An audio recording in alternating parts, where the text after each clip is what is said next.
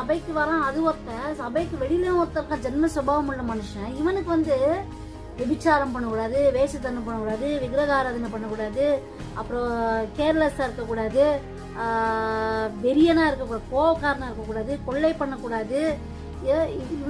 இதெல்லாம் அவனுக்கு தெரியாது.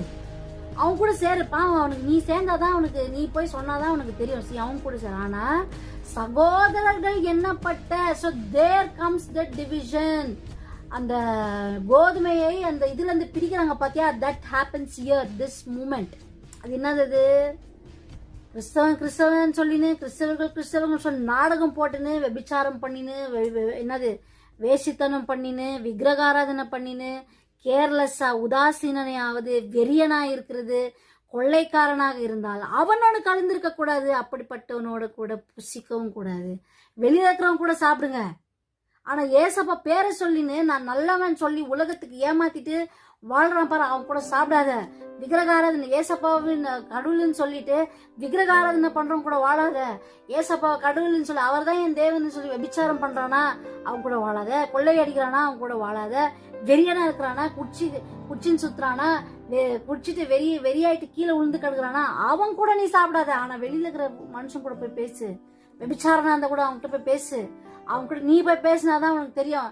நீ போய் அங்க அவனை அழிக்கிறதுக்கு உன்னை அனுப்பல, அவனையாச்சும் எப்படியாச்சும் நீ கத்திற்குள்ள கொண்டு வரணும்ட்டு நீ அவன் கூட போய் பேசு. This is the place where the division happens.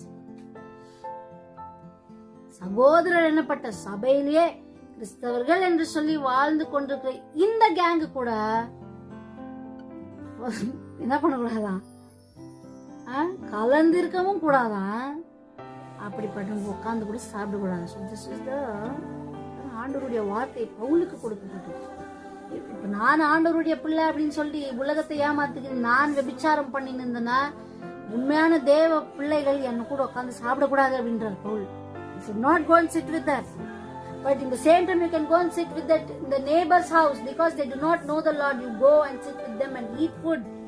Go talk with them because they do not know the Lord. But she knows the Lord and still she is doing. தேவனை அறிந்தும் விபிச்சாரம் செய்யறாளா, அவகிட்ட பேசாத. வசனம் இருக்கிறது மாதிரி இருக்கு, எப்படி இருக்குதோ அப்படியே நம்ம பேசிடணும். ஓகேவா? புறம்பே இருக்கிறவர்களை குறித்து தீர்ப்பு சொல்லுகிறது என் காரியமா? வெளியில இருக்கிறவங்களை பத்தி நியாய தீர்ப்பு சொல்றது ஏன் வேலையாப்பா? வெளியில இருக்கிறவங்களுக்கு நான் போய் சொல்லியே சுவிசேஷத்துல வெளியில இருக்கிறவங்க சொல்ல. நீங்க எல்லாம் ஒரு நாள் வெளியில இருந்தீங்க, சுவிசேஷத்தை கேட்டு இப்ப உள்ள வந்துட்டீங்க, சபைக்குள்ள வந்துட்டீங்க. உள்ளே இருக்கிறவர்களை குறித்தல்லவோ நீங்கள் தீர்ப்பு செய்கிறீர்கள். புறம்பே இருக்கிறவர்களை குறித்து தீர்ப்பு செய்கிறது என்